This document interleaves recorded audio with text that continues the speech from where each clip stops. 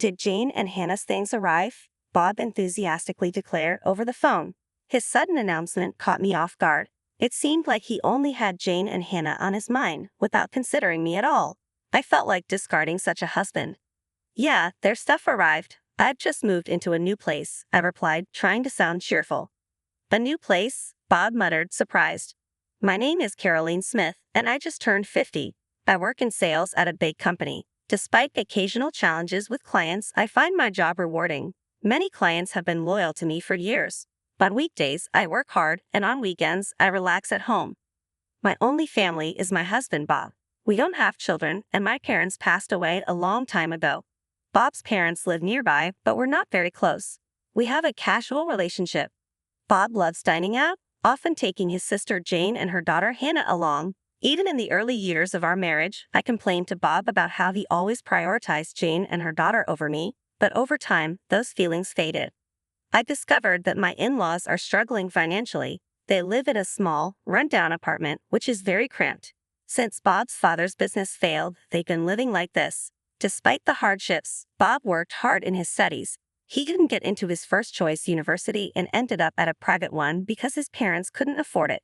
Jane, who was working at the time, helped a bit with his tuition. With scholarships, Bob managed to graduate from college. Bob is grateful to Jane for supporting him during tough times. After Jane got married and became a stay-at-home mom, money has been tight for her. When I heard this story, I stopped complaining. I understood why Bob wanted to help Jane and her daughter. So today, Bob is going out to eat with Jane and Hannah. I saw him off with a smile, accepting our situation. I believe we should support each other, especially since Bob values family so much. That's what I thought. However, our relationship hit a rough patch about 3 months ago. Bob approached me seriously one day and said, Jane is getting a divorce. She's decided to keep custody of Hannah. When I heard this news, I was genuinely surprised. Jane and I have had a difficult relationship since we first met. When I visited Bob's parents' house before we got married, Shane laughed at me and called me plain and criticized my taste. Bob and his parents ignored Jane's rude behavior towards me, and I had to tolerate it. Bob started visiting his parents' house daily, saying Jane and Hannah needed his attention more than I did. He criticized me calmly, but I didn't argue back. I knew if Bob kept visiting them, it would cause more problems. From then on, Bob spent less time at home. He used to come back around 8:00 p.m. on weekdays, but now he sometimes didn't return until the next morning. He was hardly ever home on weekends. I felt increasingly lonely. When I called out at home, there was no answer and the room was dark. I often thought he must be at his parents' house.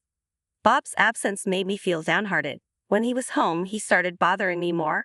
One day, unexpectedly, he made a request that shocked me. Jane says you haven't given a housewarming gift yet. You're so stingy. You're getting a bonus soon, right? Buy her a designer bag or something.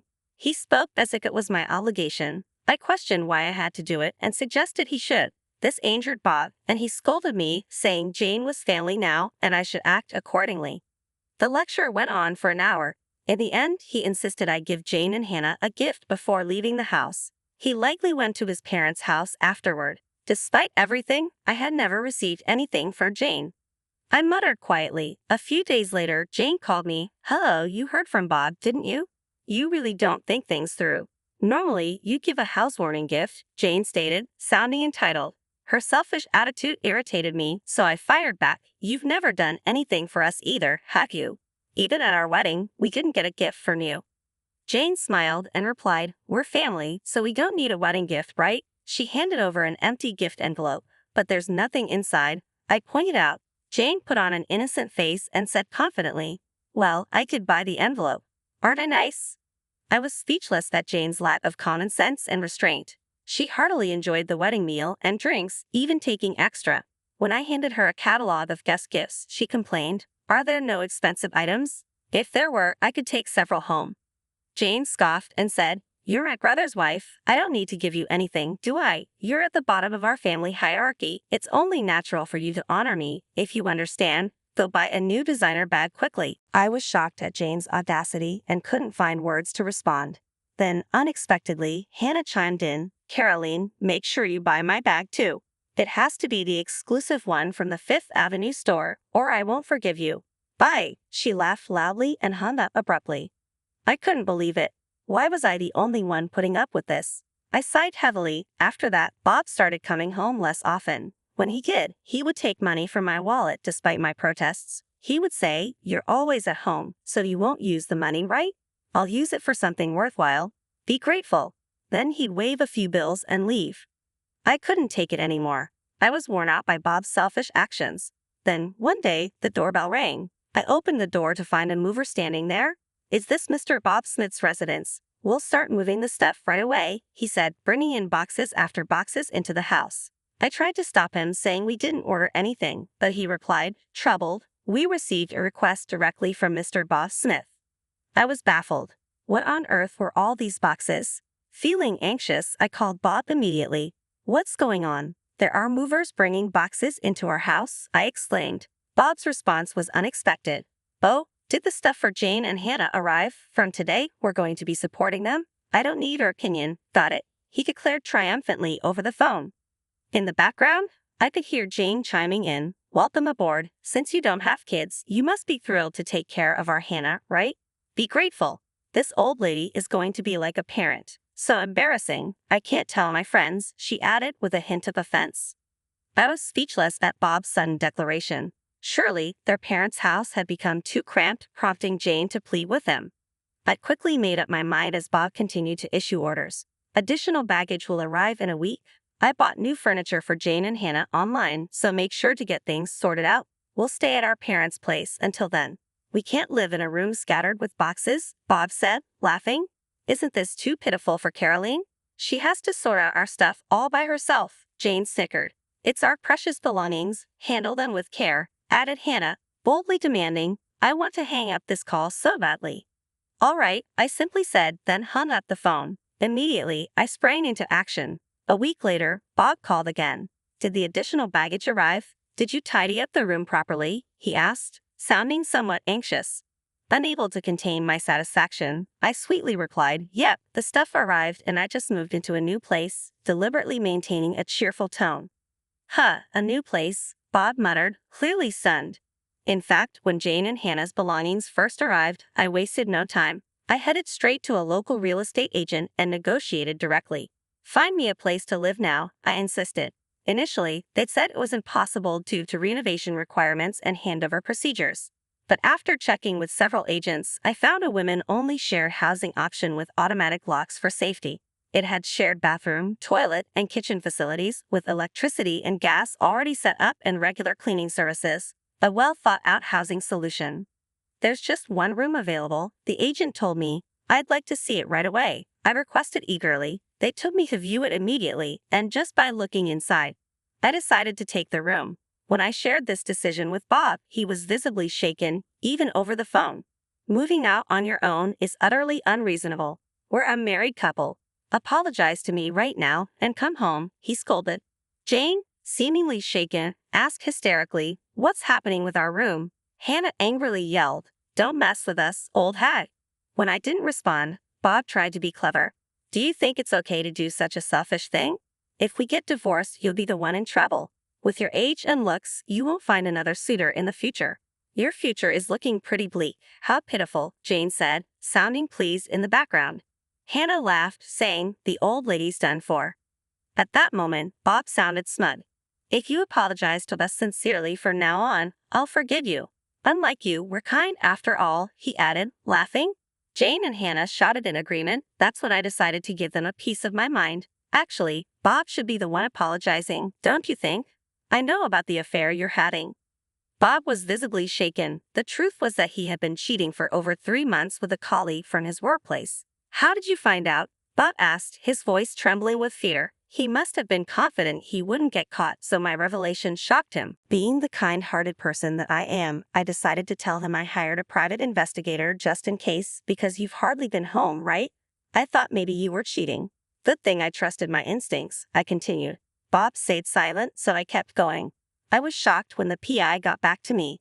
"They finished the investigation in 3 days. You were seeing her every day, huh? Those meals out with Jane and Hannah were only on your days off. They said they got plenty of pictures, too." According to the PI's findings, Bob had been spending time with his mistress every day after work. The money he took from my wallet was likely for her, and they had plenty of evidence of their close relationship. I'm going to divorce you, Bob, and I'll be demanding alimony. And of course, from your colleague, the mistress as well. Expect a certified letter at your office, I said, smirking at Bob after receiving the PI's results. Immediately after that, I headed straight to a law firm with conclusive evidence. Even the lawyers seemed taken aback. How dare you? Bob spat out, clearly irate. When the certified letter arrives at the company, even without opening it, they'll probably have a good idea of what's going on. It's not just going to me, but to my mistress at the same company. Surely everyone at the office will find out about our affair. Hey, Bob, are you okay? Jane sounded anxious. This situation has taken a dark turn. Jane had likely planned for Bob and me to take care of life's chores for her, intending to lead a leisurely life as a non-working individual. With a long history of being a housewife, it seemed unlikely she could start working now. Bob was her only reliance, and she seemed resigned to it. What are you going to do, Hannah asked, troubled. I haven't worked a day since graduating from high school, and there's no way I'm doing a part-time job now. Even when Jane and Hannah blamed him, Bob remained silent, unable to say anything. I delivered another blow to Bob. Bob, you probably haven't saved any money, have you? It said in the investigation report that you've been generously spending on your mistress, even buying her a new designer handbag. Maybe you're in debt too. What? Jane yelled at Bob. You didn't buy them for me, but why did you get them for your mistress? Are you kidding me? Plus, set, how much do you owe? I hate you, Bob. Even though I begged so much, you never bought me anything? Hannah scolded him in a high-pitched voice. On the other side of the phone, Jane and Hannah were noisily complaining. Caroline, I really am sorry. Please handle these two somehow. Bob pleaded with me in an exhausted voice. But I had no intention of forgiving Bob. Why don't you deal with it yourself? I'm not involved, and it's what you deserve. Better tell your mistress soon. If you dilly-dally, a certified mail will reach your company, you know, I said to Bob with a smirk. Bob seemed frustrated, ignoring his struggles. Well then, do your best, and please give me plenty of alimony, I added, hanging up the phone. After that, Bob called several times, but I ignored them, muttering quietly to myself. Let Bob and Jane struggle as much as they want. I set Bob's contact to block incoming calls. After that, my divorce with Bob was finally finalized. Initially, Bob resisted because of our dual income, but now, living on just his income while he messed around wasn't feasible. Eventually, I made it clear to him that I had no intention of reconciling and would take legal action if he didn't agree to the divorce. With his head hanging down, Bob finally said, I'll agree to the divorce, and stamped the divorce papers. So I demanded alimony from Bob and a settlement for emotional damage from his partner. The amounts were determined accordingly. I stood firm in my decision despite their pleas. Here's a rewritten version. While being informed about the fair amount by my lawyer, I found it reasonable. Bob's partner promptly paid it, reportedly borrowing from her parents after explaining the situation. However, it was a significant sum for Bob, who repeatedly asked for a reduction. Ultimately, I rejected his request during our lawyers' meeting at the law office. How about I add on the money you stole from my wallet? I cheerfully asked. Bob turned pale, but in the end, trembling, he agreed. After that, both Bob and his partner resigned from their company due to their exposed affair, creating uncomfortable gossip. Even though the envelope's contents were unknown, an envelope from a divorce law office tends to be self-explanatory. Eventually, Bob struggled to find work, taking day labor jobs through an agency due to his age. Living expenses, alimony payments to me, and ongoing mortgage payments added to his financial strain. His debts from the affair also surfaced, making life tough. Sometimes, messages from Bob through his lawyer pleaded for reconciliation. I was wrong. Please take me back. I'm barely scraping by, he reportedly wept in front of the lawyer. However, it was too late. Jane and Hannah's situation wasn't any better. Living with Bob, who had no money left, meant dire circumstances. One day, I received a call from Jane on my cell. Surprised that they were in such desperate straits, I listened as Jane begged for help. Coldly, I brushed her off, suggesting she find work since she's healthy. Hannah chimed in, suggesting I had a duty to support them financially, given my past actions. Frustrated, I reiterated my stance. I was no longer involved with them. When they persisted, demanding my address to come over, I ended the call as they continued to shout in frustration. Their characters probably won't change for the rest of their lives. I decided I no longer want to be involved with them. So I said goodbye and hung up the phone. Immediately, I blocked Jane's number. I don't want to deal with them again in their current state. They might face more problems because of their laziness, but I'm okay if they keep struggling even a year from now.